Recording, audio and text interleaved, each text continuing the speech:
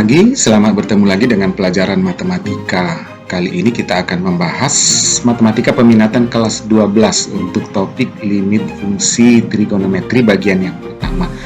Pada bagian ini kita akan membahas bagaimana menentukan limit fungsi trigonometri sederhana dengan menggunakan penyederhanaan terlebih dahulu pada fungsi trigonometrinya dengan menggunakan rumus jumlah dan selisih sinus dan kosinus, juga menggunakan rumus trigonometri sudut rangkap. Ya. Tujuan pembelajaran kita hari ini adalah siswa dapat menentukan nilai sebuah limit sederhana dengan menggunakan rumus jumlah dan selisih sinus dan kosinus. Kemudian menggunakan rumus trigonometri sudut rangkap untuk menyederhanakan bentuk limit. Nah, sebelum kita masuk lebih dalam ke pembahasan, mari kita ingat terlebih dahulu apa itu rumus jumlah dan selisih sinus dan kosinus. Yang pertama, sinus A ditambah sinus B itu sama dengan 2 sinus setengah A tambah B dikali kosinus setengah A kurang B. Sinus A kurang B, sinus A dikurang sinus B sama dengan 2 cos setengah A tambah B dikali sinus setengah A kurang B. Kemudian cos A tambah cos B sama dengan 2 cos setengah A tambah B dikali kosinus setengah A kurang B. Yang keempat, kosinus A dikurang kosinus B sama dengan minus 2 sin setengah A tambah B dikali sin setengah A kurang B. Kemudian ada rumus trigonometri sudut rangkap. Yang pertama, sinus 2A itu sama dengan 2 sin A cos A. Kemudian cos 2A sama dengan cos kuadrat A dikurang sin kuadrat A. Cos 2A sama dengan cos A tambah sin A dikali cos A dikurang sin A. Kemudian cos 2A sama dengan 1 dikurang 2 sin kuadrat A.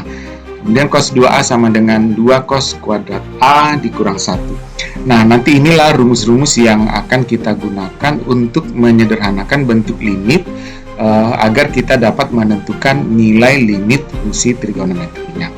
Kita ke contoh yang pertama. Di sini ada soal, tentukanlah limit fungsi berikut. Limit X menuju V per 4 dari fungsi cos 2X per cos X dikurang sin X. Jadi nanti nilai limitnya ini berapa? Ya. Kita ke pembahasan. Yang pertama, jika kita substitusikan nilai X-nya V per 4. V per 4 itu adalah 45 derajat ya, karena V-nya 180 derajat. 180 bagi 4 adalah 45 derajat. Maka nanti kalau kita substitusikan ke fungsi ini, 2 kali V per 4 berarti itu adalah V per 2. V per 2 adalah 90 derajat. Kosinus 90 adalah 0. Per kosinus 45, kosinus 45 dikurang sinus 45 sama-sama setengah akar 2. Setengah akar 2 dikurang setengah akar 2 juga 0. Berarti kita dapat 0 per 0. Ingat bahwa 0 per 0 itu tidak boleh menjadi jawaban dari sebuah limit ya, karena dia merupakan bentuk tak tentu. Maka penyelesaian limit ini dapat kita temukan dengan cara melakukan substitusi atau penyederhanaan pada fungsi trigonometrinya. Nah, kita ingat tadi bahwa rumus trigonometri sudut rangkap ada cos 2A ya. Cos 2A ini ada beberapa. Nanti di antara beberapa ini kita pilih mana yang bisa kita gunakan untuk menyederhanakan fungsi trigonometrinya. Nah, kalau kita perhatikan rumus trigonometrinya ini, fungsi trigonometri yang kita limitkan, bahwa penyebutnya adalah cos X dikurang sin X. Ada cos dikurang sin, maka kita cari rumus cos 2X yang ada cos dikurang sin. Itu yang ini ya, rumus yang ketiga ini cos 2A, tapi nanti kita gunakan cos 2X. Cos 2X sama dengan cos X ditambah sinus X dikali cos X dikurang sinus X. Kita gunakan kemari ya. Jadi limit X menuju V per 4 dari cos 2X per cos X dikurang sin X itu sama dengan limit X menuju V per 4, cos 2X-nya kita tukar dengan cos X ditambah sin X dikali cos X kurang sin X, karena ini adalah rumus dari cos 2X pada rumus trigonometris sudut rangkap tadi. Ya, ini kita ganti dengan ini. Ya, kemudian per cos X dikurang sin X. Ini adalah penyebut dari soalnya. Nah, sampai di sini kita perhatikan bahwa cos X dikurang sin X per cos X dikurang sin X. Nah, ini bisa dibagi. Cos X kurang sin X dibagi cos X dikurang sin X. Maka hasilnya 1. Maka kalau ini dibagi, yang tinggal adalah cos X ditambah sinus X. Nah, kita substitusikan nilai X-nya V per 4. V per 4 tadi 45 derajat. Berarti cos 45 ditambah sin 45. Cos 45 adalah setengah akar 2, sin 45 adalah setengah akar 2. Maka setengah akar 2 ditambah setengah akar 2, hasilnya adalah akar 2. Jadi, nilai limit X menuju V per 4 dari cos 2X per cos X dikurang sin X adalah akar 2, bukan 0 per 0. Ya, itu contoh yang pertama. Mudah-mudahan contoh yang pertama ini bisa dipahami ya.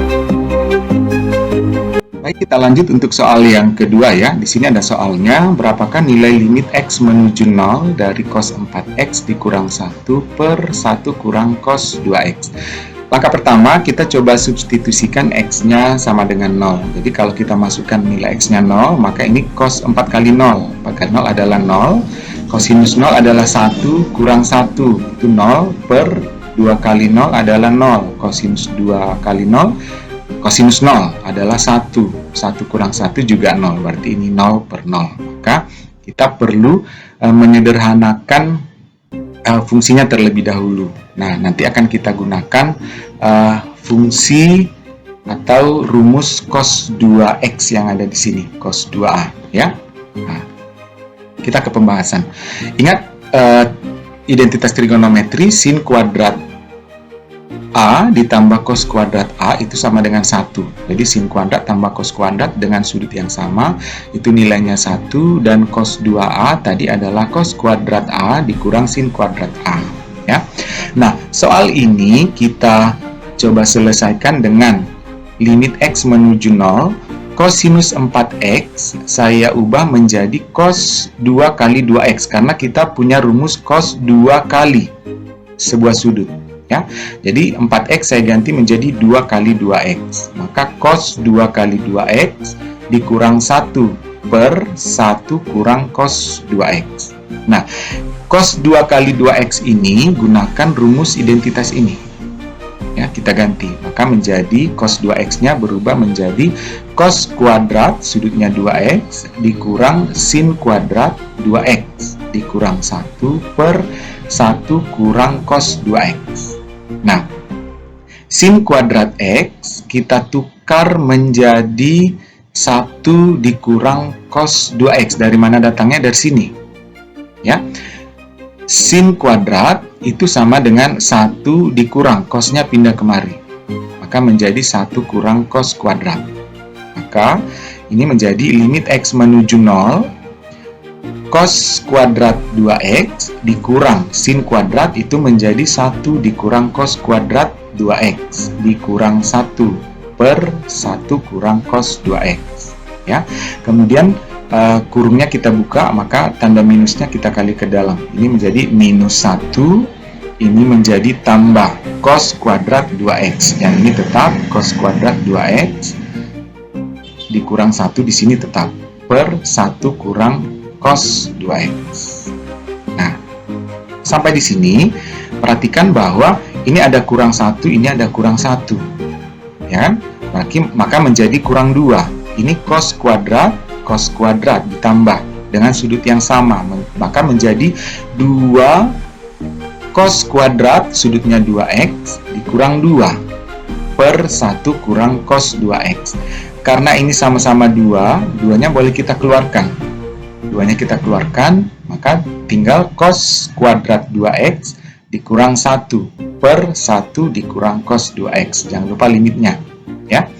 Nah, kemudian ingat, ini cos kuadrat dikurang 1 itu bisa kita faktorkan menjadi cos kuadrat dikali cos, cos dikali cos.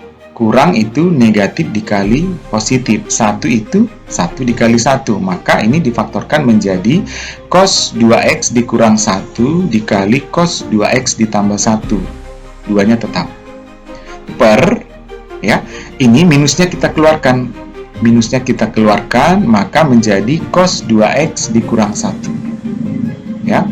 Nah, kalau di sini kita lihat cos 2x dikurang 1 di atas dengan cos 2x dikurang 1 di bawah. Kita bagi saja. Kita bagi, maka ini hasilnya 1. Maka tinggal 2 kali 2 cos 2x tambah 1 per negatif 1. Ini ya. Nah, kita masukkan nilai x-nya sama dengan 0. Maka 2 kali 0, 0. Kosinus 0, 1. 1 ditambah 1, 2. 2 dikali 2, 4. Per minus 1. 4 dibagi minus 1 adalah minus 4. Maka jawaban yang benar adalah minus 4. Ya. Nah, sampai di sini mudah-mudahan kalian bisa memahami bagaimana menggunakan rumus trigonometri sudut rangkap untuk menyelesaikan soal pada limit trigonometri, ya. Nah, sebagai latihan bagi kamu, silakan selesaikan soal yang Bapak berikan di sini dan serahkan ke Bapak, ya. Kita ketemu lagi di materi kita selanjutnya. Semoga belajar matematika selalu menyenangkan bagi kamu. Sampai ketemu, ya.